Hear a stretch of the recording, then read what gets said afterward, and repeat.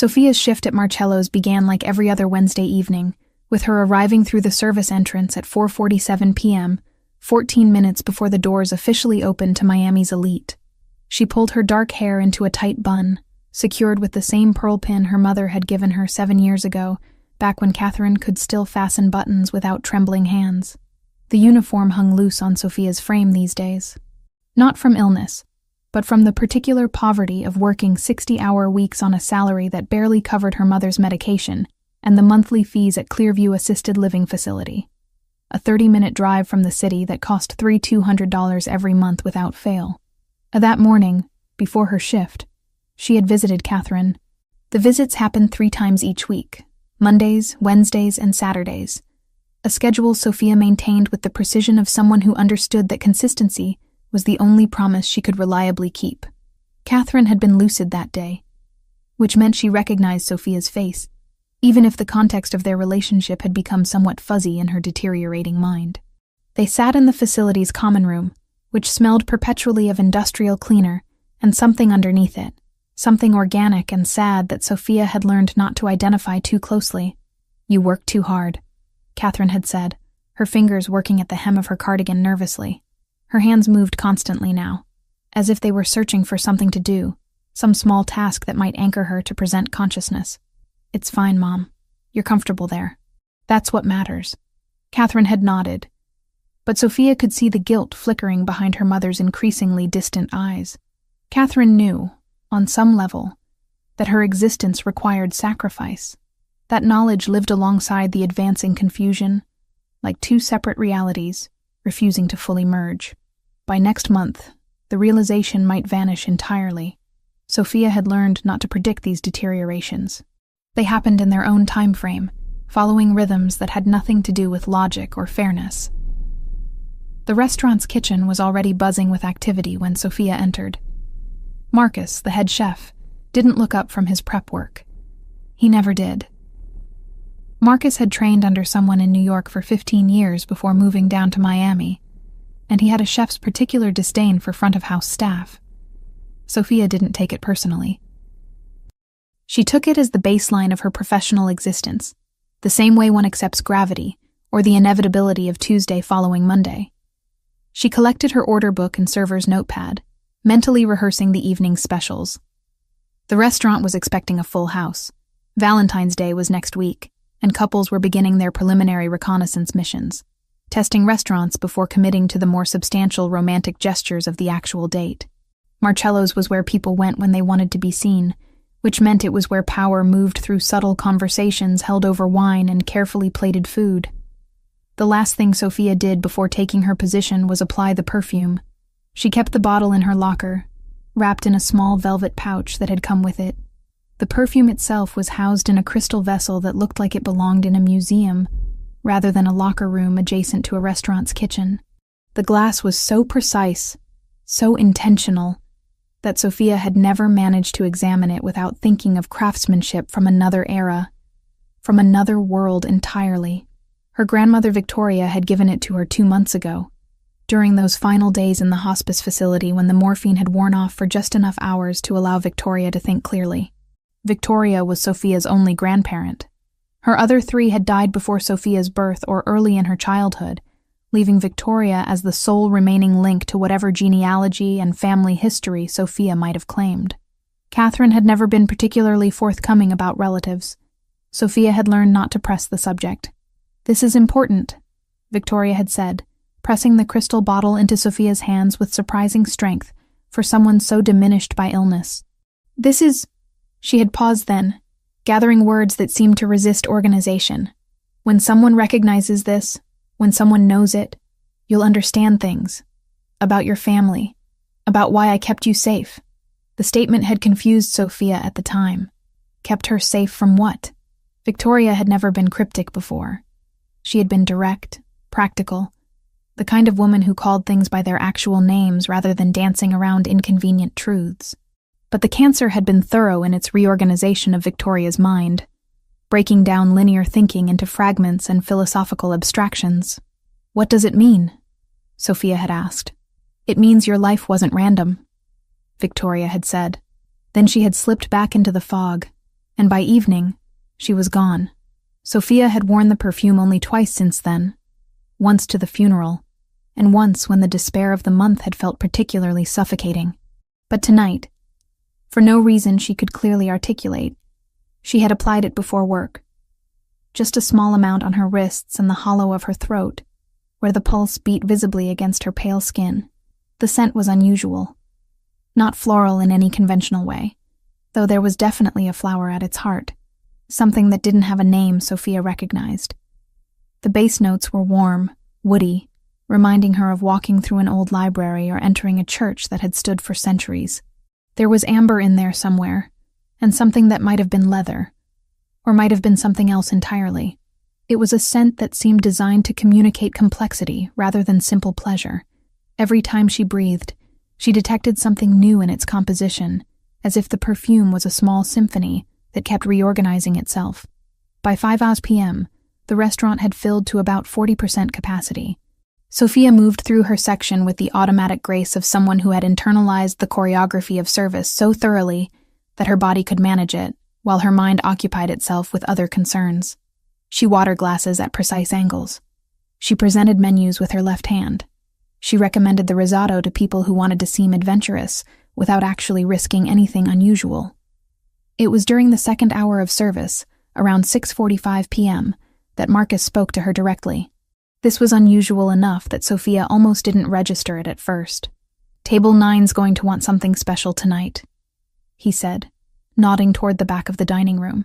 "The man who just got seated in the corner. He comes maybe once every 3 months, always the same table, always private. He'll want something that isn't on the menu. Don't argue about it. Don't ask questions. Just bring him the best fish we have, prepared how I decide. The restaurant covers whatever he wants." Sophia followed Marcus's gaze toward the corner booth. Most of Marcello's corner tables were designed to be simultaneously prominent and isolated. They allowed the occupant to see and be seen, while still maintaining a buffer of space that prevented casual interaction with other diners. This particular booth was against the window, overlooking the street where palm trees lined the avenue, their fronds occasionally catching the wind like green flags signaling some distant war. The man seated there was striking in the way that certain predators are striking, the kind of magnetism that came from absolute stillness and control rather than obvious physical movement. He was approximately 35, maybe 36, with black hair that had been combed carefully back from a high forehead. His face had the kind of architecture that suggested Italian heritage, though Sophia knew that heritage was a complex thing, and racial characteristics were slippery categories that refused to remain stable under scrutiny. His jaw was notably square, the kind of jaw that looked carved rather than grown. His skin was olive-toned, unmarked by visible scars on his face, which was unusual for a man his age. He wore an expensive suit, gray, perfectly tailored, the kind of garment that cost more than Sophia's monthly rent. And he held a wine glass like someone who understood wine but didn't particularly care about it. What struck Sophia most was his eyes. Even from across the restaurant, she could perceive their color, a deep brown that seemed to absorb light rather than reflect it. His eyes moved across the room methodically, cataloging the space the way a person catalogs a building they're planning to occupy. He looked at people as if he was reading text written on their bodies, deciphering information that most individuals would consider private. Sophia realized she was staring. She adjusted her focus back to her current table, where a couple was discussing whether to split a dessert or order separately. She provided the expected gentle guidance. Splitting was romantic. Ordering separately was practical. Whichever they chose would be delicious, and moved toward the kitchen to place their order. But she could feel the man's attention now, prickling against her awareness like someone had touched the back of her neck lightly with a single fingertip. She didn't look at him again. She had worked in restaurants long enough to understand that sustained eye contact with certain patrons could be interpreted as invitation, and invitations created complications. Her life had enough complications without adding the unpredictable variables that came from attracting the attention of men who commanded entire restaurant sections simply by sitting down. At 7:15 p.m., Marcus gestured toward Sophia. "Corner table is yours now. Take him something to drink first. He usually takes a specific vintage. I'll have Daniel prepare it." Just stand there and wait for him to tell you what he wants to eat." Sophia nodded and moved toward the corner booth, wine list in hand and notepad ready. As she approached, the man looked up at her. The moment his eyes met hers, something shifted in the restaurant's atmospheric pressure. Other conversations seemed to grow quieter. Or perhaps Sophia's attention simply narrowed so intensely that surrounding noise fell away. The perfume reached him before her words did. Sophia watched his body stiffen almost imperceptibly. His hands, which had been resting on the table, stilled completely. His eyes, those absorbing dark eyes, closed briefly, as if he was processing something that required all his sensory focus. "Good evening," Sophia said, her voice maintaining the professional flatness that service required. "Can I start you with something to drink this evening?" He opened his eyes, and when they met hers, Sophia felt the precise moment when recognition transformed into something else entirely. His expression didn't change. His body remained perfectly still. But behind his eyes, something was happening. Some internal calculation or recalibration that manifested as sudden, absolute concentration. "I'd like the Barolo," he said quietly. "The 1989 vintage. And I need the dining room cleared." His voice was low, measured, carrying the kind of authority that made the statement sound less like a request and more like a simple statement of fact. Sophia blinked. "I'm sorry? Everyone out," he said, still looking directly at her. "Now." The moment Luca Ravellini issued his command, the restaurant's carefully maintained performance of normalcy collapsed. Sophia stood frozen, her order pad dangling from her fingers like a useless prop from a play that had suddenly ended. The man didn't raise his voice. He didn't gesture or make any movement that could be interpreted as threatening, yet his words carried a weight that seemed to physically press against everyone present, a force that made heads turn toward the kitchen, toward the exits, toward the host stand where the manager stood with an expression that suggested he understood exactly what was being asked of him. "Sir, I'm not sure I understand," Sophia began, her professional training attempting to reassert itself, attempting to translate this impossible moment into something that could be managed through the protocols of hospitality. "We don't typically—" "Now," he interrupted, his gaze never wavering from her face. "Everyone leaves. Everyone except you. Folks, we're closing the dining room for a private safety procedure. Please gather your belongings and exit through the east corridor. We'll validate your parking and comp a bottle for your next visit." Couples abandoned their appetizers. A businessman collected his briefcase. The restaurant's ambient noise, the quiet clinking of glassware, the murmur of conversation, the distant sound of plating from the kitchen, began its rapid dissolution. Within minutes, the dining room had transformed from a crowded establishment into a stage set waiting for a scene that hadn't yet been written. The servers melted back into the kitchen.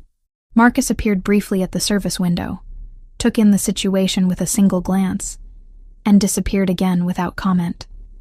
Through all of this, Luca Ravellini remained motionless.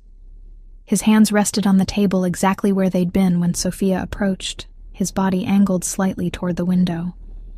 But his eyes tracked her with absolute focus, following her with the precision of something that hunted by watching, rather than by moving. When the last customer had exited and the host's stand fell silent, Luca rose from his seat. Sophia noticed that he moved with deliberate slowness, as though any sudden movement might shatter the fragile reality they'd entered. He was taller than she'd anticipated from the distance, well over 6 feet, with the kind of physical presence that seemed to displace air. His suit was even more impressive up close, the fabric and tailoring speaking to a relationship with money that went beyond mere spending. This was the wardrobe of someone who understood that clothing was a form of communication. "You're going to come here," he said quietly, his voice carrying an accent that Sophia couldn't immediately place. Not quite Italian, but European. Something older, layered with multiple languages. "And you're not going to speak until I ask you a question. You're going to stand there, and you're going to let me understand what I'm perceiving. Do you understand?" Sophia understood that she was no longer in control of this situation. She understood that the careful protocols of her employment had become irrelevant. She understood that something had shifted in the fundamental nature of her evening, and she had no framework for processing it. but she nodded, her throat dry, and stepped closer to his table. Luca closed his eyes. When he inhaled, Sophia watched his entire body respond to the scent. His shoulders tensed, his jaw clenched. A muscle beneath his right eye twitched almost imperceptibly. His hands, which had been relaxed, began to curl into fists before he consciously forced them back open against the table. "Where did you get this?" he asked, his voice lower now, almost hoarse. "The perfume." "Where?" "It was my grandmother's," Sophia heard herself say.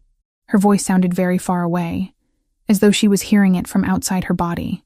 "She gave it to me before she died, 2 months ago." Luca's eyes opened. They locked onto hers with an intensity that was almost physical in its force, as though he was trying to read something in her irises that went deeper than simple information. He took another step closer, his face now only a few feet from hers. "Your grandmother's name," he said, not a question, a demand phrased as a statement. "Victoria," Sophia whispered. "Victoria Mitchell." The moment the name left her mouth, something fractured inside Luca's carefully maintained control. His entire body went rigid. His hand came up to his mouth as though he might be ill, then fell back to his side. He turned away from her abruptly, moving toward the window where the streetlights of Miami cast their sodium glow across his face. Sophia could see his chest rising and falling in a rhythm that suggested he was consciously controlling his breathing, forcing oxygen into his lungs through discipline rather than instinct. "Say it again," he said, still facing away from her. "The name." "Say it again." "Victoria Mitchell," Sophia repeated. She didn't understand why it was important, didn't understand why this man's reaction had shifted from controlled intensity to something approaching emotional dissolution. "She was my grandmother. She died of cancer. She gave me the perfume in the hospice." Luca stood motionless for a long time. His hand came up and braced against the window frame, and Sophia saw his knuckles whiten from the force of his grip. She became aware of the silence in the restaurant. A complete absence of sound that felt almost toxic. The kitchen had gone quiet. The staff had either hidden themselves or left entirely. It was just Sophia and this man, and the scent of the perfume hanging between them like a physical presence. "Did she ever speak about me?" he asked. His voice was different now, stripped of the authority and control that had characterized his initial command. There was something beneath it, something that sounded almost like desperation. Did she ever mention someone named Luca? Sophia's mind raced through her memories of Victoria. The quiet afternoons they'd spent together, the stories Victoria had shared about her youth, the careful silences when certain topics seemed to approach the edges of Victoria's consciousness before retreating again. "No," Sophia said. "She never mentioned anyone named Luca. I don't know who you are." He turned back toward her then, and Sophia saw something in his expression that terrified her more than his initial command had. It was the look of someone confronting something they'd thought was impossible, something they'd stopped believing in, something that was now standing directly in front of them and demanding to be acknowledged. "She had blue eyes," he said, "dark blue, almost navy, and her hands shook when she was thinking hard about something." He reached out, but stopped before touching her, his hand hovering near her face. "You have her bone structure, the line of your jaw. I didn't see it at first because I wasn't looking for it, but now I can see it clearly. Now I can see it everywhere." Sophia took a step backward, her professional survival instincts attempting to override her bewilderment. "I think you have me confused with someone else. I don't know you. I've never seen you before tonight." "No," he agreed, dropping his hand. "You haven't, but I know Victoria. I knew her very well, and if you're her granddaughter, then everything I thought I understood has just become impossibly more complicated." He moved back to his chair and sat, suddenly looking exhausted, like someone who had been running a distance and had only now allowed himself to stop. "What was her maiden name? Before Mitchell?" "Castillo," Sophia answered automatically. "Victoria Castillo. She married my grandfather. Castillo," he repeated softly, as though he was tasting the word, testing its authenticity against something in his memory. He nodded slowly, and when he looked at her again, his eyes were wet. He didn't cry, didn't allow tears to fall, but Sophia could see them gathering in the lower lids, threatening a breakdown that his will was barely containing. "Sit down, Sophia. You need to sit down, because what I'm about to tell you is going to change everything you believe about your family." He gestured to the chair across from him. Sophia moved toward it mechanically, her body functioning on automatic systems, while her mind struggled to process how a Wednesday evening had transformed into whatever this moment had become. As she sank into the chair, Luca exhaled slowly, and the sound carried the weight of decades of a secret, finally, impossibly, being spoken aloud. The restaurant had become a tomb, and Sophia was beginning to understand that she was not going to walk out of Marcello's the same way she had walked in. The doors remained locked. The staff had vanished into the kitchen or the back corridors, leaving only the sound of the air conditioning and the occasional distant clang of cookware being stored away. Luca Ravellini had settled back into his chair with the composure of a man accustomed to controlling entire environments through the force of his will alone. His eyes tracked Sophia's movements with predatory precision, not threatening exactly, but not comforting either.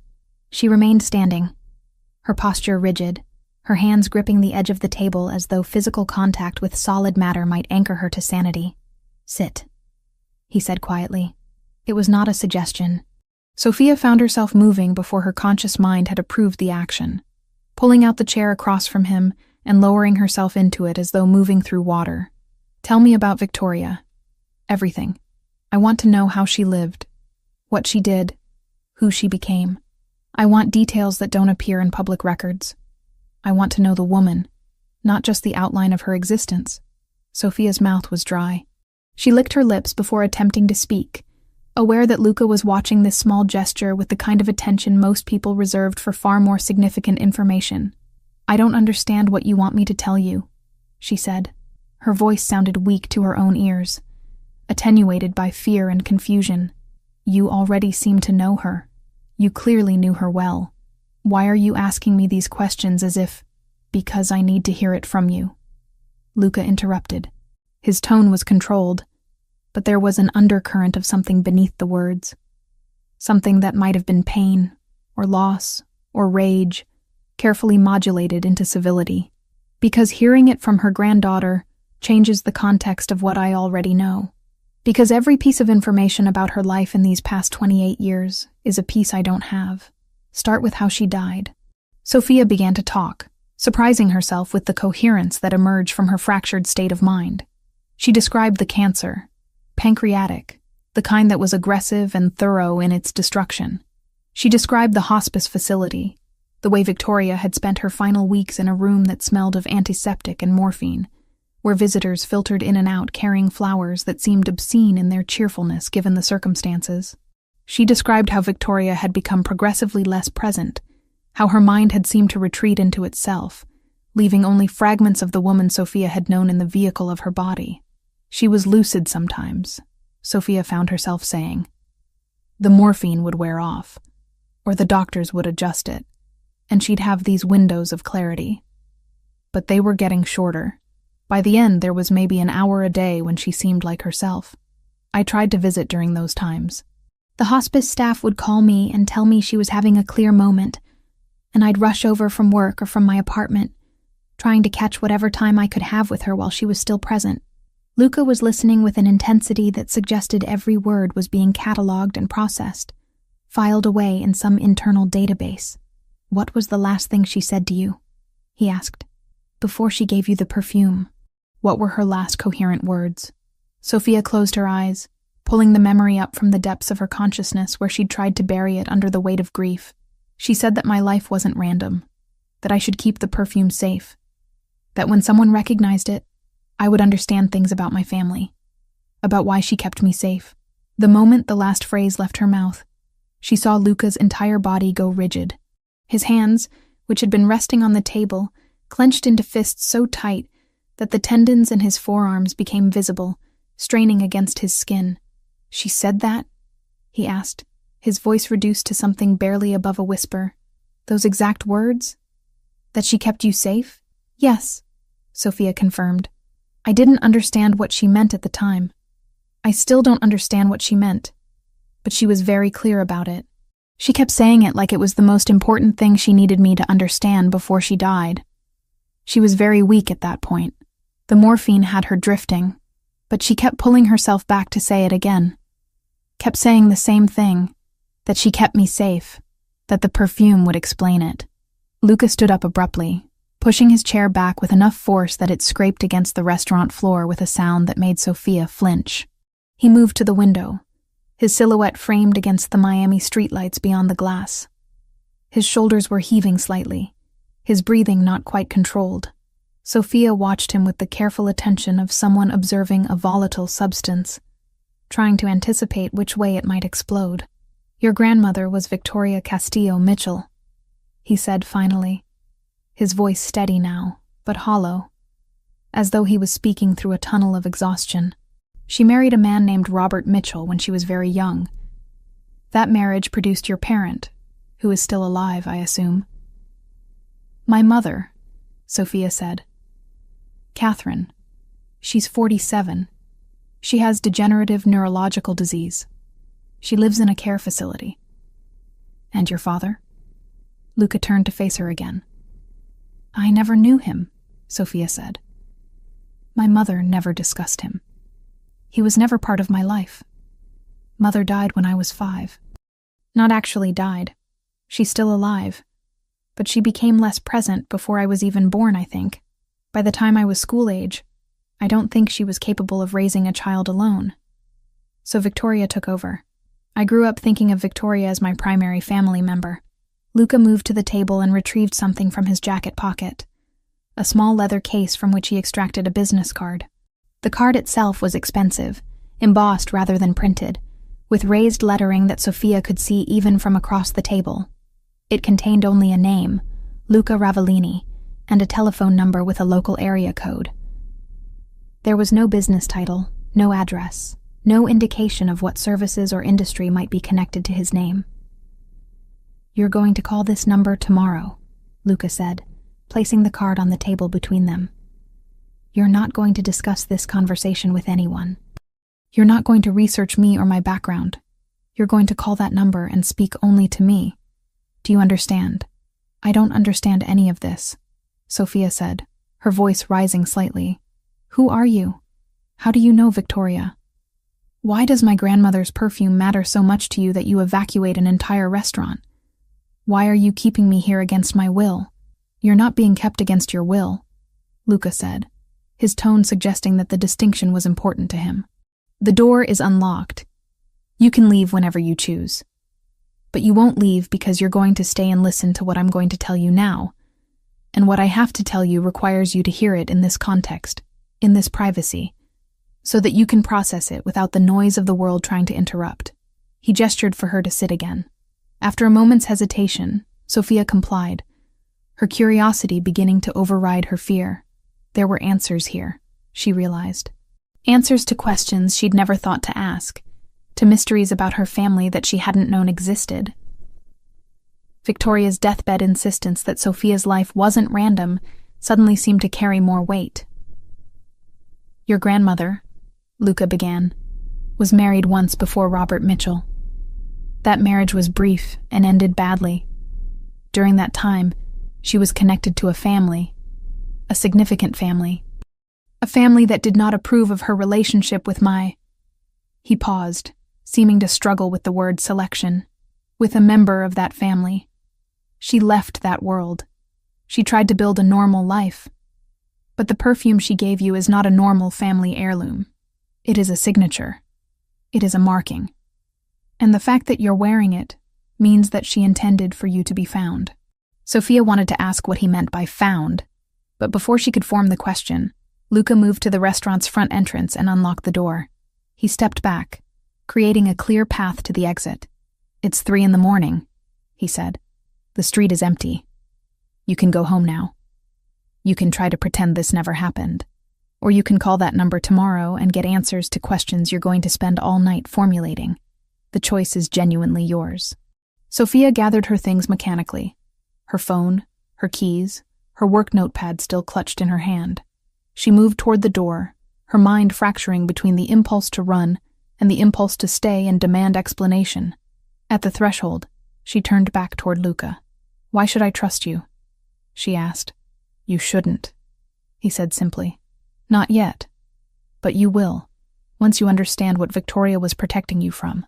Call the number, Sophia. Everything becomes clear once you understand what that perfume represents. She stepped out into the Miami night, which had turned cold in the small hours of the morning. The street was indeed empty, the buildings dark, only scattered streetlights casting their sodium glow onto pavement that glistened from recent rain. As she walked toward the parking lot where her ancient Honda Civic waited, Sophia realized that Luca had never actually introduced himself, had never confirmed that his name was actually Luca Ravellini. She had only his word and his business card. But something in his desperation, something in the raw emotion she'd glimpsed beneath his controlled exterior, suggested that whatever this was, it had consumed him for a very long time. She clutched the business card in her fist as she drove home through the empty streets, the perfume still clinging to her skin, still carrying its secrets locked in its molecular structure, waiting for the right person to decode its meaning. Sophia didn't sleep. She sat on her bed with her laptop balanced on her knees, the glow of the screen the only light in her darkened apartment, and began the most meticulous research of her life.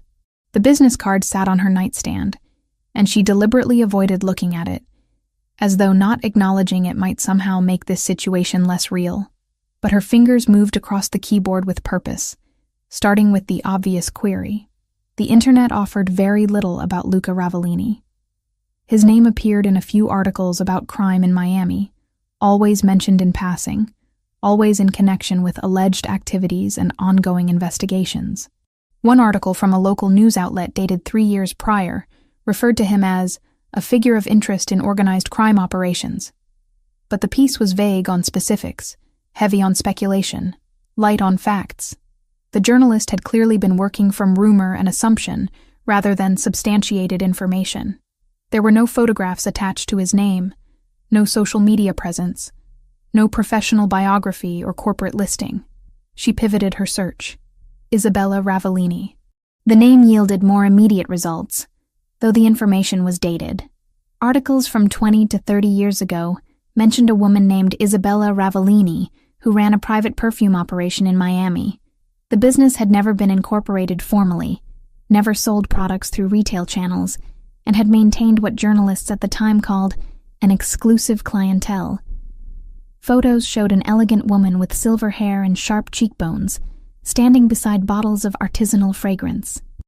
One article from a lifestyle magazine circa 1995 featured an interview with Isabella, discussing the philosophy behind Perfume Ravellini.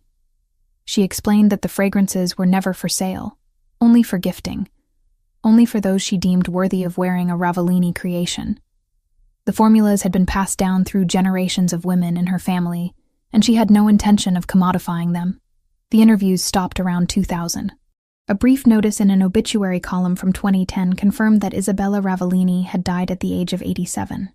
There was no public funeral listed, no charitable contributions in her name, no dramatic conclusion to her story. Just a woman who had existed quietly and then ceased to exist. Sophia searched for connections between the names. Victoria Castillo, Marco Ravellini. The marriage certificate appeared in a genealogy database that she accessed through Clearview's library system login credentials. Apparently, the facility maintained subscriptions to research resources for its residents' families. Victoria Castillo had married Marco Ravellini in 1978. The marriage was dissolved in 1991. No children were listed as products of that union on the public record. But Sophia had been born in 1996. She expanded the search parameters. Marco Ravellini appeared in connection with several business ventures throughout the 1980s and 1990s, none of them particularly legitimate sounding. Import-export operations, property holdings, vague corporate entities with names designed to obscure rather than clarify their function. In 2001, an obituary announced his death at age 42, attributed to complications from a prolonged illness. No mention of family. No surviving spouse listed. No survivors at all.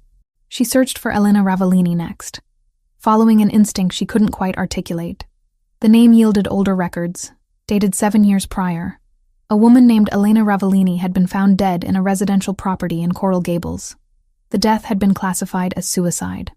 The investigating police reports were sparse, but a local news story suggested that the circumstances had been questioned by some parties, though the article didn't elaborate on which parties or what questions they had raised. The photos showed a woman in her 30s, striking in appearance with dark hair and pale eyes. There was a brief mention that Elena had been involved with Miami's business community, and that persons connected to her had declined comment regarding the circumstances of her death.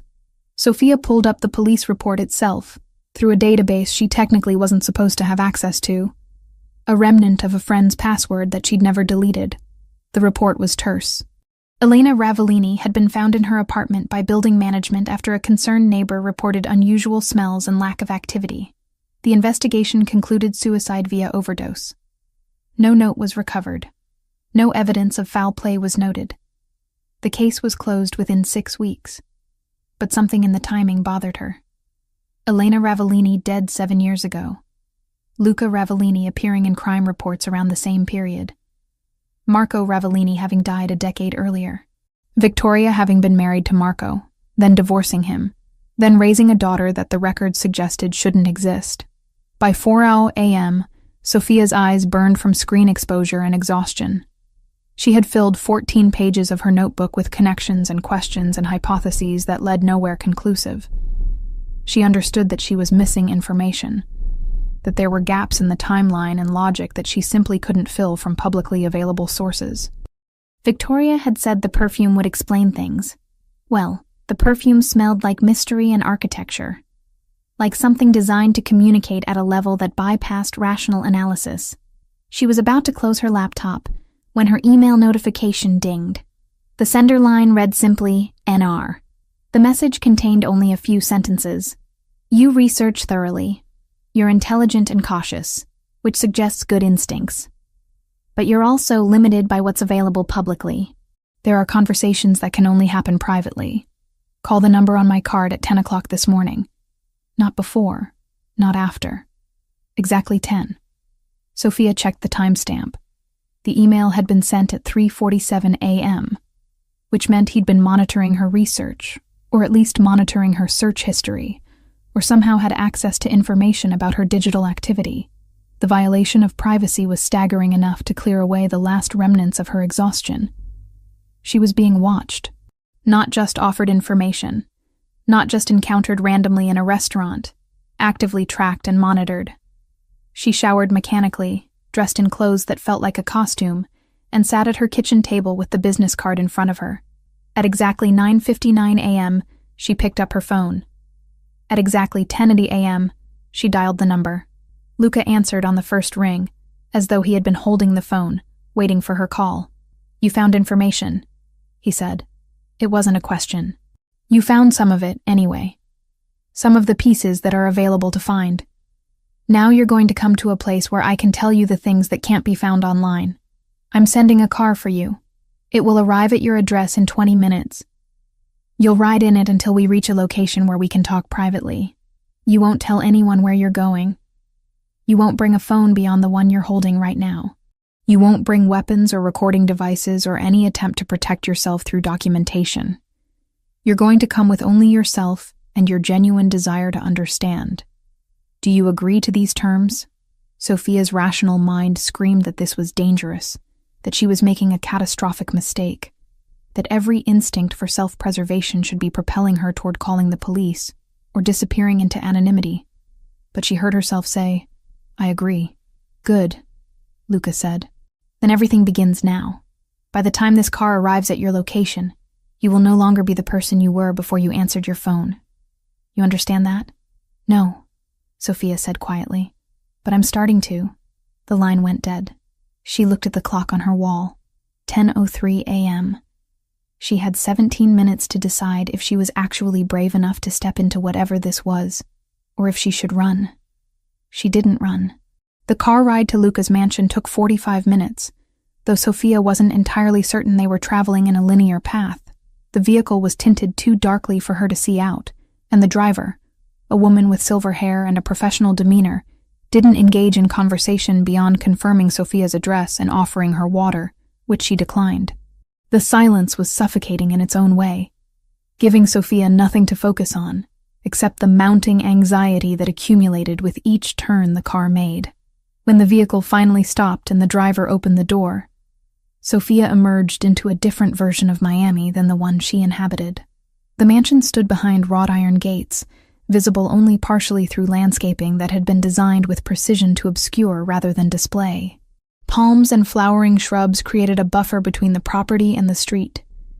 The main structure was set back far enough that neighbors would have only glimpses of its architecture. Security cameras were discreetly positioned but clearly functional.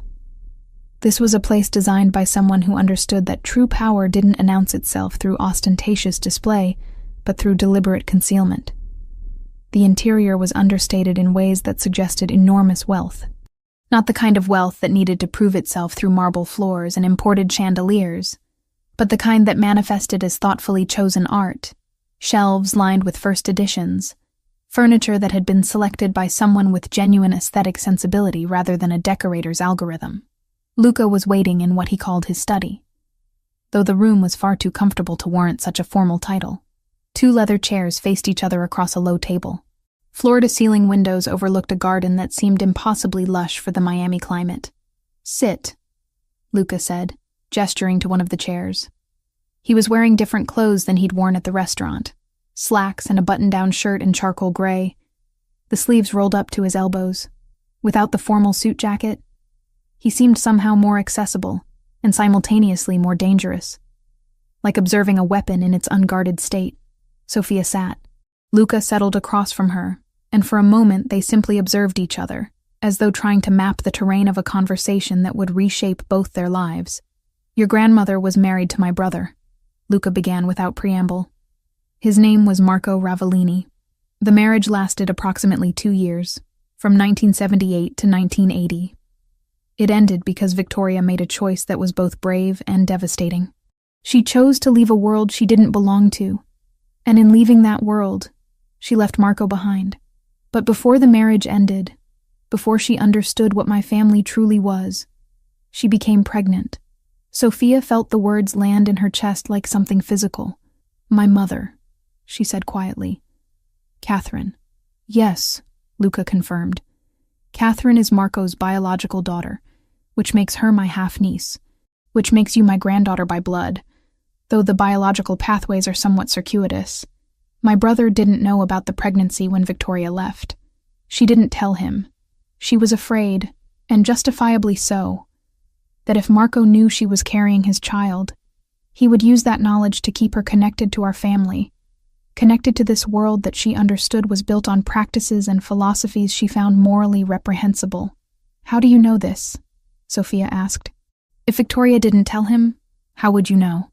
"Because Marco told me, years later, when he realized Victoria was never coming back," Luca said. "He had investigators locate her.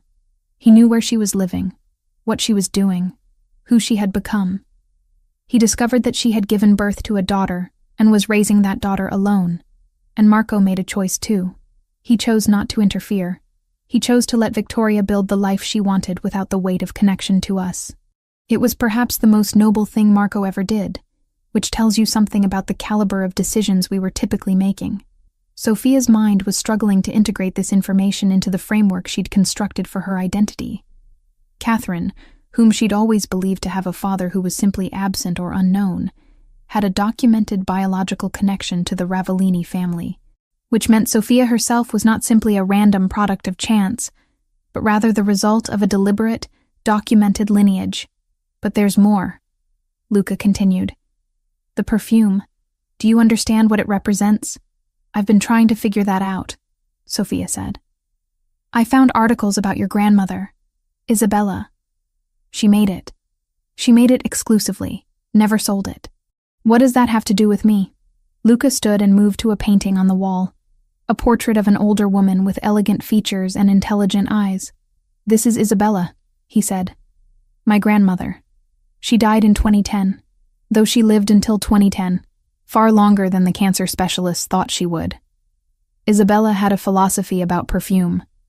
She believed that scent was a form of communication, a way to mark family without using DNA tests or official documents. She believed that her perfume should only ever be worn by people she had explicitly chosen to be part of her legacy. He turned back to face Sophia. Before Marco died, and he did die, by the way, a decade before Isabella. Complications from illness, though the illness was partly the kind that comes from living a certain kind of life. Before he died, he told Isabella about Catherine, and Isabella did something extraordinary. She created a special batch of her perfume, one that had a slightly different composition than her usual work. She instructed Marco to ensure that this perfume was given to Victoria, with the understanding that it should eventually be passed down to Catherine, and potentially to Catherine's children. Why would she do that? Sophia asked. Why would she make something specifically for people who were trying to escape her family? Because Isabella was wise in ways that neither Marco nor I managed to be, Luca said. Because she understood that family isn't something that can be forced or coerced. She understood that the best legacy isn't one that demands loyalty, but one that offers recognition and choice. She believed that if her perfume ever resurfaced, if it appeared on someone from her bloodline, then that would be the signal that it was time to acknowledge what had been separated and see if it could ever be reconciled. Sophia touched the hollow of her throat, where the perfume still clung to her skin. Victoria gave it to me. She said that when someone recognized it, I would understand things about my family, about why she kept me safe. Exactly, Luca said. Victoria understood the significance of what Isabella had created. She had worn this perfume while she was married to Marco, and she knew that no one else wore it. So when Isabella gave it to her before Marco's death, yes, they communicated despite the separation. Victoria understood that it was both a blessing and a curse. A blessing, because it meant that Isabella had chosen to honor Catherine's existence. A curse, because it meant that if anyone from our family ever encountered someone wearing that scent, the connection would be undeniable. He returned to his chair and sat, leaning forward slightly. I grew up not knowing about Catherine's existence. Marco never told me until I was old enough to understand. I was 17 when he revealed it. I was already beginning to understand the nature of our family's business, the operations that funded our lifestyle, the methods we used to maintain power, and Marco's confession hit me like a betrayal of everything I thought our family was. What kind of operations? Sophia asked. She knew on some level, but she wanted to hear it articulated. Criminal enterprises, Luca said flatly. Money laundering through businesses that ostensibly operate legitimately. Debt collection through methods that exist outside legal frameworks. Connection to various trafficking operations that I won't detail, because you shouldn't carry that knowledge. My family is connected to organized crime, Sophia. We are not sophisticated businessmen who occasionally bend rules. We are criminals who maintain the facade of legitimacy. And when Marco told me about Catherine, what he was saying was that he had deliberately removed one person, his daughter, from this world, because he believed she deserved better than what we could offer her. Sophia felt something collapse inside her chest. The perfume on her skin suddenly felt like evidence, like proof of her complicity in something she hadn't chosen and didn't fully understand. Why are you telling me this? She asked. Why would you volunteer this information? Because yesterday evening, when I inhaled that perfume, I made a decision that I've been making and remaking for 28 years, Luca said. I decided that you deserve to know who you are. Not just the sanitized version that Victoria provided, but the full truth. Your blood connects you to criminals. Your grandmother made a choice to remove herself from that world, and your mother lived her entire life not knowing that part of herself that she came from. But you're at a decision point. You can choose to remain ignorant of this connection, or you can choose to understand it fully. And what happens if I choose to understand it? Sophia asked quietly. Then you understand that you're connected to something larger and more dangerous than your current life has prepared you for, Luca said. You understand that the FBI is interested in me, which means by extension they become interested in anyone close to me. You understand that there are people who would use you as leverage against me if they discovered our connection. But you also understand that you have access to protection and resources, and answers to questions that have always haunted your family. He paused, and his expression softened slightly. And you understand that there is someone in your life who has the capacity to care for you with an intensity that goes beyond normal human attachment. Someone who has spent 28 years carrying the knowledge of your existence like a secret weight. Someone who wants to know you, not as a symbol or a chess piece, but as a person. Sophia looked at him across the space between their chairs, and she understood that what she was witnessing was Luca Ravellini performing vulnerability in a way that probably cost him considerable effort. She understood that behind the measured words and controlled tone was a man who had been waiting for this encounter for most of his adult life. "I don't know how to process this," Sophia said. It was the truest thing she could articulate in the moment. "Then don't," Luca replied. "Not yet. Let it sit. Let it integrate itself into your understanding of reality. Tomorrow you'll visit your mother at Clearview, as you do every Saturday. On Monday, you'll return to work at Marcello's. You'll continue your normal life, but you'll also know the truth now. You'll understand why I reacted to your perfume the way I did.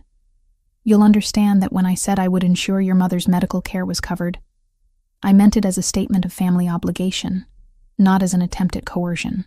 "How am I supposed to go back to my normal life knowing all of this?" Sophia asked. "The same way Victoria did," Luca said. "With difficulty, with constant awareness of the parallel world existing beneath the surface of the one you inhabit, with the understanding that some knowledge, once acquired, cannot be unacquired, but also with the knowledge that you now have the power to make informed choices about your own future."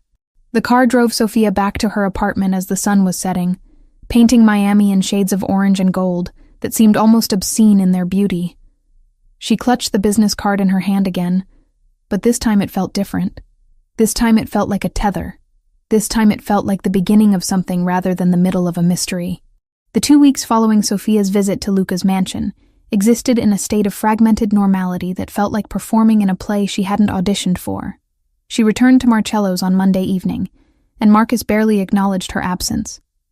The restaurant operated in its own universe of wealthy patrons and carefully orchestrated service, indifferent to the seismic shifts happening in individual staff members' lives.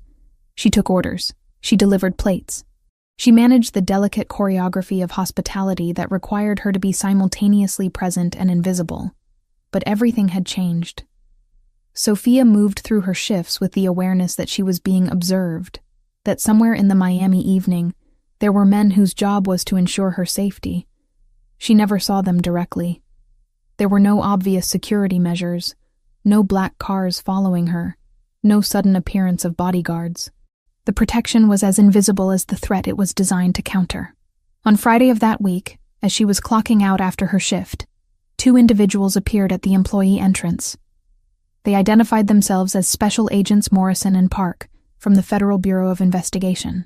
Morrison was a woman in her 50s with steel gray hair and the kind of confidence that came from authority backed by institutional power. Park was younger, perhaps 40, with an expression that suggested he had perfected the art of appearing sympathetic while simultaneously conducting interrogation. "We'd like to ask you some questions about an incident at this restaurant approximately 2 weeks ago," Morrison said, producing a badge that Sophia studied with the careful attention of someone trying to process information that didn't make immediate sense. "There was a situation where a customer requested that the dining room be evacuated. We're looking for statements from anyone who was present."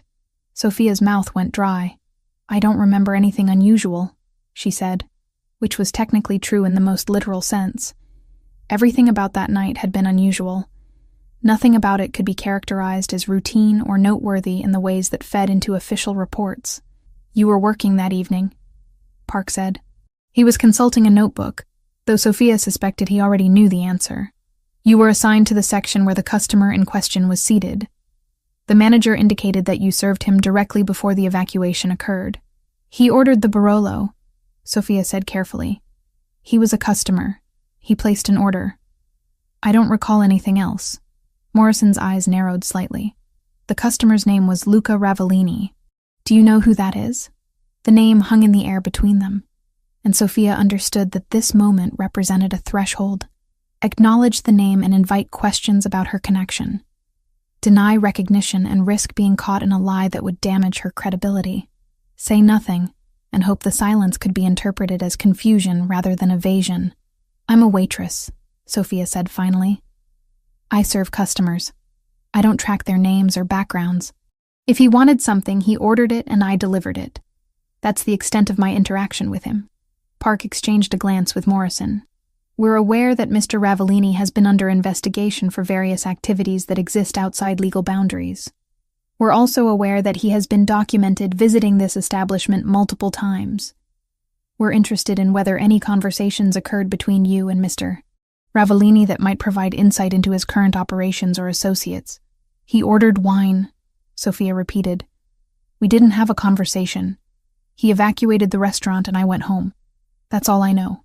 The questioning continued for another 20 minutes, circling around the same territory without advancing into new ground. Morrison and Park seemed increasingly frustrated as Sophia maintained her posture of professional detachment, offering nothing beyond the bare minimum of confirmation. Eventually, Morrison produced a business card with her contact information. If you remember anything, or if Mr. Ravellini attempts to contact you, we'd appreciate hearing about it, she said. We can offer protective measures if you feel you're being pressured or threatened. Sophia accepted the card and watched them leave. 40 minutes later, her phone rang. The caller ID showed an unknown number, but she answered it anyway. They visited you, Lucas said without preamble. It wasn't a question. How do you know that? Sophia asked, though she already understood the answer. Because I know everything that happens to you. I told you that you were being protected. That protection extends to monitoring when federal agents decide to interview you. What did you tell them? Nothing, Sophia said. I said I served you wine, and that was the extent of our interaction. I didn't mention the perfume or Victoria or any of it. She heard Luca exhale, and the sound carried relief. Good. That was the correct response. By refusing to cooperate with them, you've made a statement. You've indicated that you're not interested in being a government cooperant. But Sophia, understand what this means. By protecting me, you've now involved yourself in my world in a way that creates legal liability. You're not just someone connected to me. You're someone who has actively chosen not to testify against me.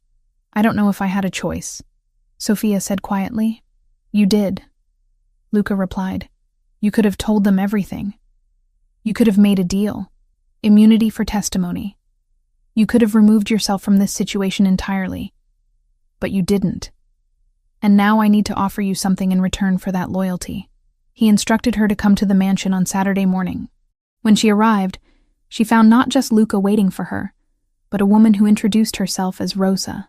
Rosa was in her mid-50s, with dark hair streaked with silver, and eyes that contained entire libraries of untold stories. She moved through the mansion with the ease of someone who had spent decades navigating its spaces and hierarchies. Your grandmother was my friend, Rosa said without preamble, once they were alone in what appeared to be Luca's private study. Victoria used to visit this house when she was married to Marco. Those visits stopped, and I understood why. Marco never spoke about what had happened, but we all knew. And then, years later, Luca told me about Catherine. And now he's telling me about you. Rosa settled into a chair with the deliberation of someone whose body carried the weight of decades. I've worked for this family since 1992. I came to them after my own family fell apart. They gave me structure when I needed it. They gave me purpose. But I also watched what this life does to people. I watched Marco love someone he couldn't keep. I watched Luca grow up understanding that loyalty was currency, and that money moved through channels most people never see. Why are you telling me this? Sophia asked. Because Luca wants to offer you a job, Rosa said. Not in any capacity that would involve illegal activity. He's funding a private medical laboratory that requires someone with forensic knowledge. Someone who can process evidence analysis for private clients. The work is legitimate. The money comes from legitimate sources. Or at least sources legitimate enough that they're not going to trigger federal scrutiny. He wants you to work there. He wants you to stop being a waitress and start being something more aligned with your capabilities. And if I refuse, then you continue as you are, Rosa said. But you'll be doing it under constant surveillance by federal agents. They'll be watching you, waiting for you to slip up or to make contact with Luca in ways they can use as evidence. They'll make your life difficult through legal channels, audits of your tax returns, inspections of Clearview's records, interviews with your coworkers that subtly suggest you're connected to criminal activity. Luca would prefer not to involve you in his operations, but if you're going to be connected to him anyway, he'd rather that connection be one he can control and protect. Sophia understood that what Rosa was describing was a choice with only one rational option. She could refuse and maintain her current precarious stability, or she could accept the offer and move into Luca's world with eyes open. "I accept," she said. The transition happened within a week. Sophia submitted her resignation at Marcello's, citing a better opportunity. She moved from her small apartment to a townhouse in Wynwood that Luca owned, a property located in a neighborhood that was actively gentrifying, surrounded by galleries and restaurants and people who minded their own business. The laboratory was located in a commercial building that appeared, from the outside, to be a routine medical facility. Inside, it was equipped with state-of-the-art forensic equipment and staffed by technicians who treated Sophia with professional courtesy, but did not attempt conversation beyond work-related matters. The salary was tripled from what she'd made at the restaurant. The work was intellectually engaging in ways waitressing had never been, but Sophia understood that she had traded one cage for another, albeit a more comfortable one. She could afford to increase Catherine's care. She could afford better treatment options. She could afford stability. The price was her independence. One evening, as she was completing analysis on a blood sample, Rosa appeared at her workstation. "Luca wants to introduce you to his business circle," Rosa said. "There's a dinner tomorrow evening at the house. Formal attire. Nothing too elaborate. You're his family now." It's time they understood that. Sophia felt her stomach tighten. "I don't know anything about business circles." "You know about observation," Rosa said. "You know about reading people. That's what matters. Tomorrow you'll sit at a table with people who operate in different worlds than the ones you've inhabited. You'll listen more than you speak. You'll understand that there are conversations happening beneath the surface of other conversations. And you'll begin to comprehend the scope of what Luca Ravellini actually is." The dinner was held in a private room that had been prepared with meticulous attention to detail. The table was set with crystal and silver. The food was prepared by a chef who had trained at restaurants Sophia could never afford to visit. The attendees were 6 men and 3 women, all of them carrying themselves with the particular confidence that came from operating in spaces where consequences were negotiable. Luca introduced Sophia as his family. No explanation was offered. No context provided. Just a statement of fact that seemed to shift how everyone at the table interacted with her. The conversation moved between business discussions that Sophia couldn't follow and personal anecdotes that revealed nothing, while implying vast networks of influence and obligation. What struck Sophia most was the careful civility of it all. These were dangerous people conducting themselves with the refinement of diplomats. They were discussing operations that almost certainly involved illegal activity, but they discussed them in language so coded and abstract that an outsider listening would have heard nothing but networking between legitimate business interests. Halfway through the meal, a man seated across from Sophia, someone Luca had introduced as Franco Giardoni, leaned toward her and smiled. "So you're the mystery that's captured Luca's attention," he said. His accent suggested Eastern European origins, but his English was fluent. Beautiful and connected to his family. That's a powerful combination. "I'm his family," Sophia said flatly. "That's all." "Of course," Franco said, though his smile suggested he understood more than she'd revealed. "Family is everything in this world. The people around this table, we're all bound by blood or obligation or debt. It's what keeps the system functioning. People who understand that loyalty to family supersedes loyalty to law. People who understand that certain rules exist outside legal frameworks." Luca appeared at Sophia's side before she could respond. His hand found the small of her back, and the gesture was both protective and territorial. "Sophia and I need to discuss something," he said to Franco. "If you'll excuse us." He led her from the dining room to his private study, where windows overlooked the garden that seemed to exist in its own climate zone, independent of the Miami weather beyond the property lines. "I need you to understand what you're witnessing," Luca said. "These people, Franco and the others, they exist in networks that move money through channels and methods that the legal system can't track or prevent. They operate with efficiency that legitimate business can't match because they're not constrained by ethics or law or consequences. Are you one of them?" Sophia asked. I am, Luca said simply. And because you're connected to me, you're now embedded in that world whether you wanted to be or not. The laboratory isn't just a place of employment. It's a front that allows me to operate in certain contexts. Your presence there legitimizes operations that would otherwise attract attention. You're not complicit in the crimes, Sophia, but you're not separate from them either. Sophia felt something fracture inside her chest, some wall between who she had been and who she was becoming. What if I didn't want this? She asked. Then you shouldn't have protected me when the FBI came asking questions, Luca said. His voice was not unkind, but it was absolute. You made a choice that night. You made it consciously or unconsciously, but you made it. And now you're living with the consequences of that choice. He paused, and his expression softened slightly. Rosa told me that you were conflicted about whether accepting the laboratory position made you complicit in criminal activity. I want you to understand something. You didn't create the world that contains organized crime and federal investigations and people like me. You were born into a family connected to that world whether you knew it or not. Victoria left it to protect her daughter. But you knew what you were walking into. You chose it anyway. And that choice, that conscious decision to stay, despite understanding the reality, that's what separates complicity from agency. I chose it because I didn't have a real alternative, Sophia said. That's what everyone says, Luca replied. That's what Marco said when he was entering the family business. That's what Victoria said when she was deciding to leave. That's what I said when I was deciding whether to stay. But the truth is that we all had alternatives. We just had to live with the consequences of taking them. You chose to stay in my orbit. Now you have to decide what that means for who you become. He moved to the window and stood with his hands in his pockets, looking out at the garden. I've been trying for 28 years to figure out how to navigate a life built on choices I didn't make, but couldn't undo. And now you're being asked to do the same thing. I can't make it easier for you. I can only promise that I'll protect you, and that your loyalty will be returned in kind.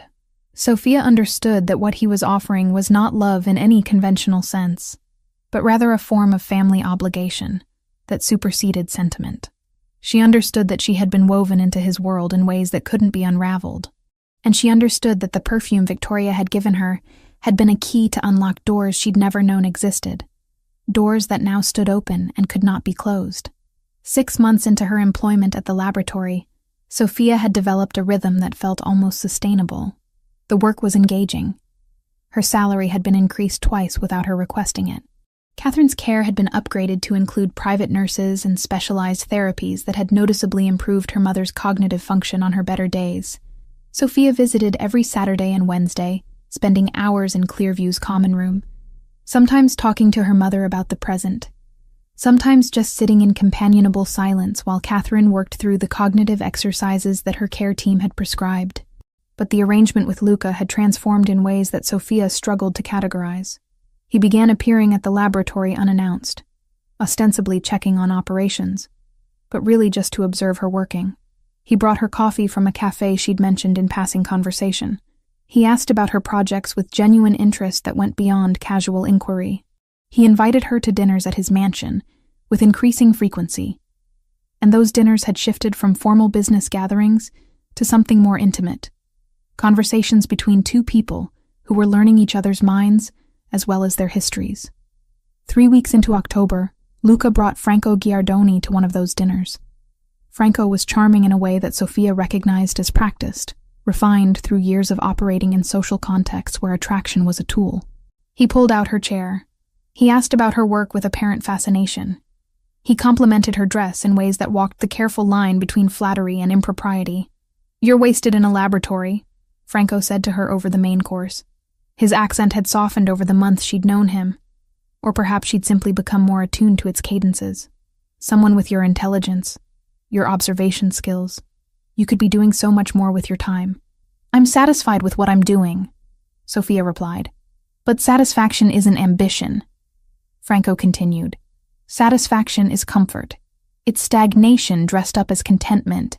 You should be thinking about expansion, about climbing toward positions of genuine influence within the organization." Luca set down his fork, with a deliberation that drew everyone's attention to the sound. Sophia's position is exactly where it needs to be, he said quietly. His tone suggested that disagreement would be unwise.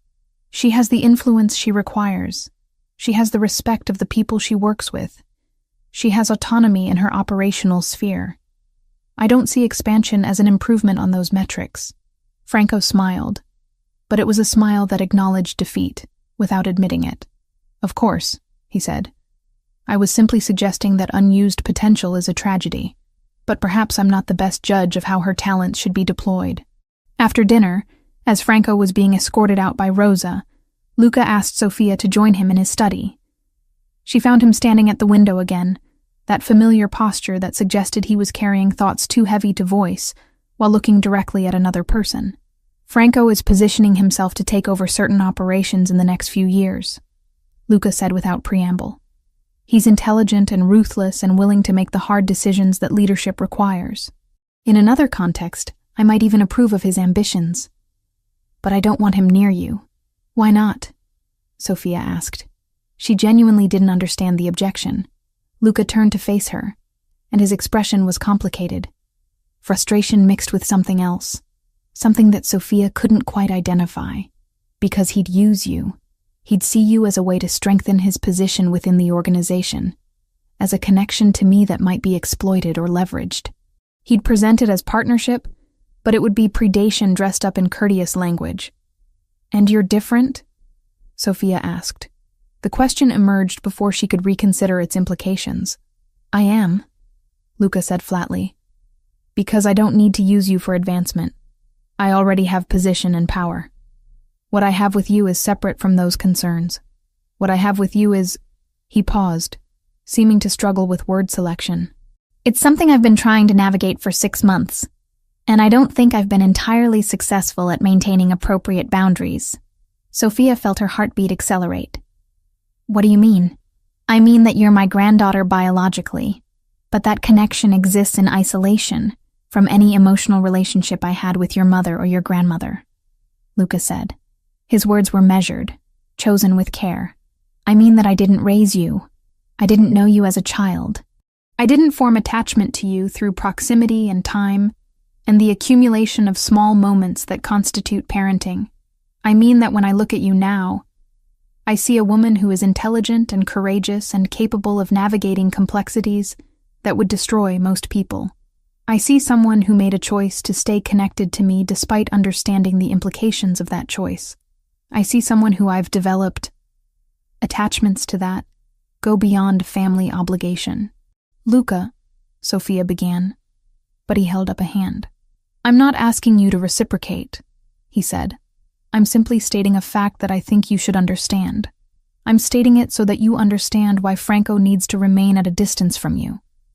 Because if he were to approach you with the kind of attention he demonstrated tonight, and if you were to accept that attention, it would place you in a position of conflicted loyalty that I cannot allow. You can't control my choices, Sophia said, though she understood that in practical terms, his control was nearly absolute. No, Luca agreed, but I can make the consequences of certain choices clear. Franco would never be able to offer you what I can offer you. He would never be able to provide the kind of protection or certainty or freedom that my connection to you provides. He would always be calculating what your value is to him, what strategic advantage you represent.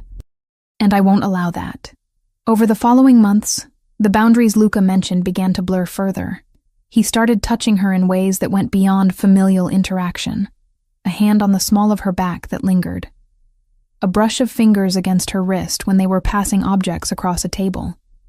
His gaze lingering on her in moments when he thought she wasn't observing him. Sophia found herself responding to these gestures, leaning into the proximity, allowing moments of nearness that stretched longer than propriety would typically allow. Rosa noticed. Rosa, who had known Luca for decades, and who seemed to exist in some liminal space between servant and confidant, began watching both of them with an expression that suggested she understood exactly what was happening and had formed opinions about it. One evening in December, as they were finishing dinner, Sophia heard herself say something that she'd been avoiding articulating for months. I don't think of you as my grandfather, she said. The statement emerged into silence, enormous and irreversible. Luca set down his glass very carefully. I know, he replied. I think about you as… Sophia paused, struggling with terminology that seemed inadequate for what she was experiencing. I think about you as someone I'm becoming attached to in ways that complicate the family structure that we're supposed to be inhabiting. I know that too, Luca said. And I'm terrified, Sophia continued, because I know who you are. I know what you do. I know that getting closer to you means becoming more entangled in operations and decisions and consequences that I didn't choose.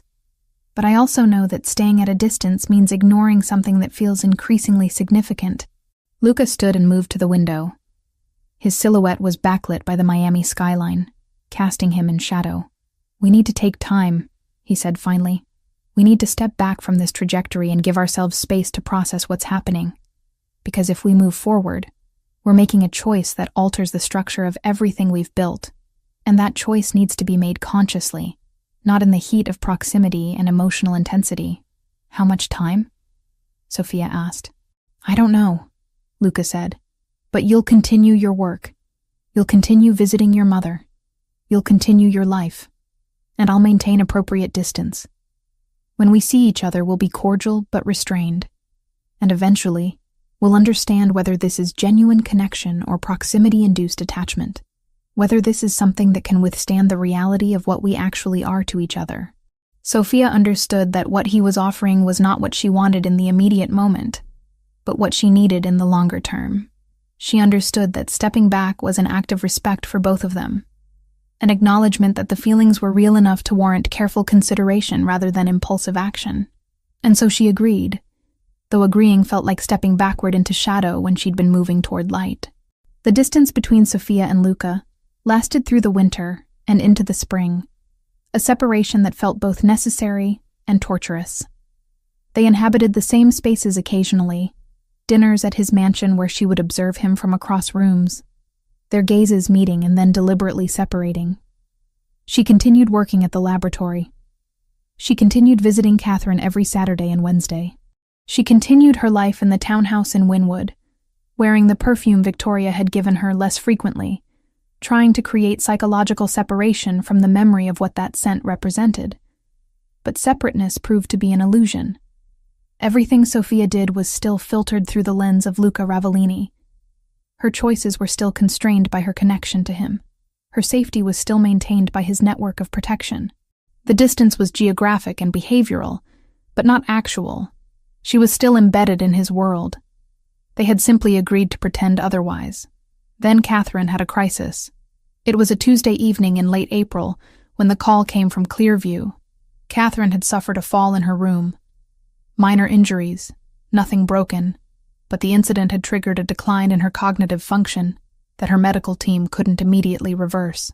Sophia left work immediately and drove to the facility, her hands shaking on the steering wheel, her mind fracturing with worry and guilt, and the terrible recognition that her mother's condition was deteriorating, regardless of the excellent care she was receiving.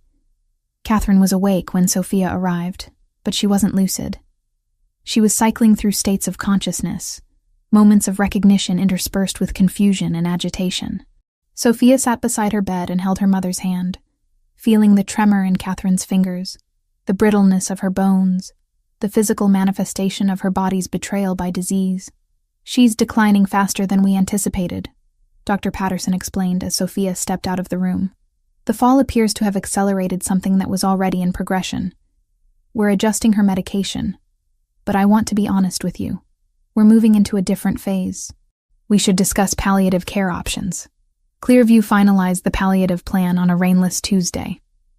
It wasn't surrender so much as a recalibration of hope, less about cures and more about dignity. Sophia signed the forms with steady hands. She told the nurse about the seashells Catherine used to collect when she could still walk the beach, and asked them to keep a small bowl by the window. When she stepped outside, the air smelled faintly of salt and disinfectant. She called her mother's room and let the silence fill with things that didn't need words. Sophia absorbed the words like blows. She understood what they meant. Her mother was dying. The expensive care and private nurses and specialized therapies had bought time, but they had not bought salvation. They had simply delayed the inevitable while making it slightly more comfortable. She called Luca from the parking lot. She hadn't intended to. The number was muscle memory, fingers finding the digits before her conscious mind could intervene. He answered on the third ring, and his first words were, "Where are you?" "Clearview," she said. "My mother's worse. They think she's entered the terminal phase. I don't know how to process this." There was a pause, and then, "I'm coming to you." He arrived 40 minutes later, moving through the facility with the ease of someone accustomed to traversing any space without question. He found Sophia in Catherine's room, where she was sitting in the darkness, holding her mother's hand, watching the rise and fall of Catherine's chest as though monitoring that movement might somehow prevent it from ceasing entirely. Luca didn't speak. He simply pulled up another chair and sat beside her, and his presence, solid, real, undeniably present, broke whatever dam Sophia had been maintaining. She began to cry. Not the controlled release of emotion, but the fracturing collapse of someone who has been holding themselves together through sheer force of will. She cried for Catherine. She cried for Victoria. She cried for the complexity of her own existence, for the impossible choice she'd made to stay connected to Luca, for the realization that no amount of money or protection or love could actually save the people who mattered. Luca let her cry. He didn't speak. He didn't offer platitudes. He simply sat with her in the darkness, while her mother slept fitfully in the bed between them. By the following Saturday, Catherine had improved slightly. Not recovered, but stabilized enough to be lucid for periods of time.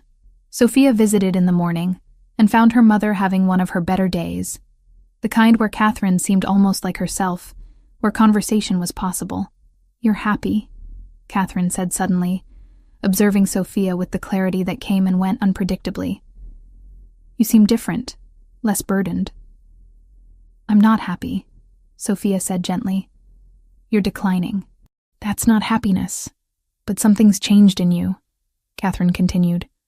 "Something's happened that's shifted the way you carry yourself. It's in your posture. It's in your face. You've let something in. Someone." Sophia didn't know how to respond to that observation, so she simply held her mother's hand and let the moment pass. That evening, Luca called. "I want to see you," he said. "Not at work. Not at the mansion. I want to see you somewhere that's only for us."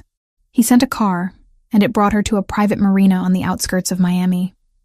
A boat was waiting, not one of the ostentatious yachts that the wealthy typically owned, but something smaller, more intimate.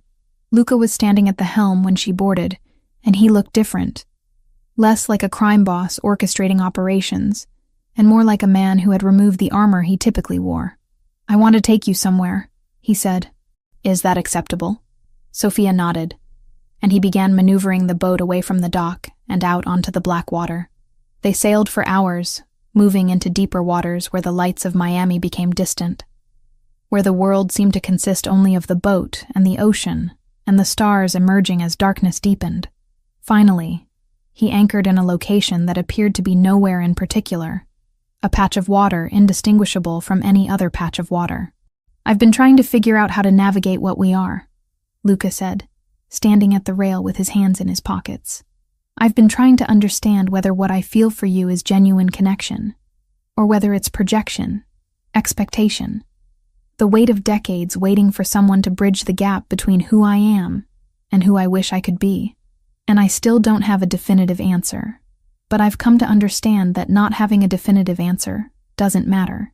What matters is that every moment I spend apart from you feels diminished by your absence.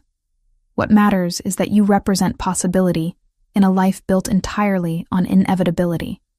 What matters is that you're real and present and worth every risk that comes with loving you." He turned to face her, and his expression was open in ways that Sophia had never seen before, vulnerability written across his features like language. "I can't offer you a normal life," he continued. "I can't offer you a future free from complication. What I can offer you is protection, loyalty, and a commitment that supersedes every other obligation I maintain. What I can offer you is the acknowledgement that you matter to me in ways that go beyond family or duty or strategic advantage. What I can offer you is myself, entirely, if you choose to accept that offer." He reached into his jacket and withdrew a small velvet box. Inside was a chain of gold, delicate but unmistakably valuable, with a pendant that contained a single drop of liquid, captured in crystal, suspended and preserved. "This is the original Perfume Ravellini," Luca said. "Isabella's formula. Marco brought it to me before he died, thinking I might understand what it meant. I've kept it for 28 years, waiting for the right moment to know what to do with it. But now I understand. It belongs with you. It belongs in the space between who you were and who you're becoming. It connects Isabella to Victoria to you, across generations and choices and heartbreak.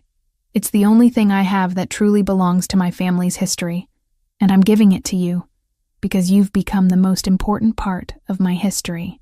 Sophia took the necklace with trembling hands. The pendant was warm against her palm, and the perfume inside seemed to be alive, swirling slightly within its crystal prison. "I'm not asking you to marry me," Luca said. "I'm not asking you to formalize this through legal structures that would only create complication. I'm asking you to claim this necklace. I'm asking you to accept the commitment that it represents. I'm asking you to acknowledge that despite everything, despite who I am, despite what I do, despite the impossibility of our connection, you choose to stay. You choose me. You choose this." Sophia held the necklace against her chest, and she understood that this moment represented something definitive. This was the moment where she claimed ownership of her own choice. This was the moment where she stopped being pulled into Luca's world and started choosing to inhabit it. This was the moment where love became active rather than passive, where she became an agent in her own narrative, rather than a character carried along by circumstances beyond her control. "Yes," she said. "Yes to all of it." Luca moved toward her, and when he kissed her, it felt like a beginning rather than a continuation, like they were creating something new rather than surrendering to something inevitable. The kiss was not gentle, but it was deliberate, filled with intention and acknowledgement. When they parted, Sophia could still taste the salt from the ocean air and the particular flavor of possibility. He fastened the necklace around her throat, and the pendant settled against her skin, warm and real.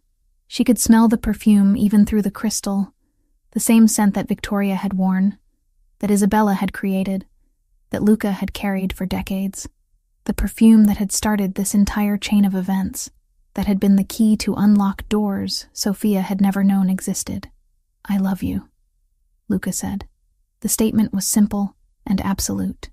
"I have loved you since I inhaled your perfume in that restaurant and realized that Victoria had kept her promise, that the legacy she entrusted to you was going to survive beyond her. I have loved you through every moment of distance and every moment of proximity. I love you now, and I will continue to love you for whatever future we manage to construct together." They stayed on the boat through the night, and when the sun began to rise, painting the sky in shades of gold and pink that seemed almost impossible in their beauty, Sophia understood that her life had become a story that would never fit into the ordinary categories of human experience. She was the daughter of a woman who had escaped organized crime. She was the granddaughter of a man who had chosen to let her exist outside his world. She was the partner of a man who operated in darkness but had chosen to bring her into the light. She was wearing a perfume that had been created in secrecy and carried as a symbol across generations. And she was alive, fully and completely alive, in a way that she had never been before the night she applied Victoria's perfume to her skin and walked into a Miami restaurant. When they returned to shore, Luca took her to Clearview. They visited Catherine together, and Catherine, in one of her moments of unexpected lucidity, saw the necklace and understood what it meant. "She gave you the perfume," Catherine said to Luca. "Victoria gave you the perfume. That means you knew her. That means you were part of our family's story." "I was," Luca confirmed. "Your daughter has chosen to let me be part of it going forward." Catherine nodded, and Sophia saw something in her mother's expression that might have been peace. "Then you take care of her," Catherine said. "You take care of her the way Victoria took care of me. That's how the perfume works. That's what it represents.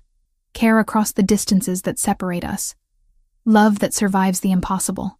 In the months that followed, Catherine's decline continued, but she was surrounded by the best care available. and in her final days, she seemed to carry a lightness that had not been present before, as though knowing that Sophia was safe, that Sophia had found someone willing to commit to her protection, made the process of letting go slightly easier. When Catherine died on a Tuesday morning in late June, Sophia was holding her hand, and Luca was sitting in the chair beside her, a physical manifestation of his commitment. After the funeral, after the practical arrangements, after the immediate rawness of grief had begun its transformation into something more manageable, Sophia stood on the balcony of Luca's mansion and touched the perfume necklace against her throat. The scent of amber and cedar and nameless flowers rose to meet her, carrying with it the weight of generations, the sacrifice of women who had loved and lost and protected the ones who came after them, carrying with it the possibility of something new, something that honored what had come before, while refusing to remain bound by it. Luca appeared beside her, and they stood in silence, watching the Miami evening descend, watching the city transform into a landscape of lights and shadows. The perfume Ravellini hung around them both, connecting them to history and to each other, an invisible chain linking the past to the present, to whatever future they would construct together. "I never thought I would have this," Luca said quietly. "I never thought I would have you." "Neither did I," Sophia replied. "Neither did Victoria. Neither did Isabella. But they gave us the perfume anyway. They gave us a way to find each other. They gave us a language that transcended time and separation and blood and choice." She turned to face him, and he was watching her with an expression that contained entire libraries of emotion, love and regret and gratitude, and the particular intensity of someone who had spent decades believing that certain things were impossible before discovering that they were not. "We're going to build something," Sophia said. "Not a traditional family, not a criminal empire. Something that honors both of our histories while refusing to be bound by them." "Yes," Luca agreed. "That's exactly what we're going to build." And in the Miami evening, surrounded by the machinery of organized crime and the architecture of impossible love, they began the work of transforming choice into commitment, transforming connection into legacy, transforming the perfume that had brought them together into something that would endure long after both of them had become part of history themselves.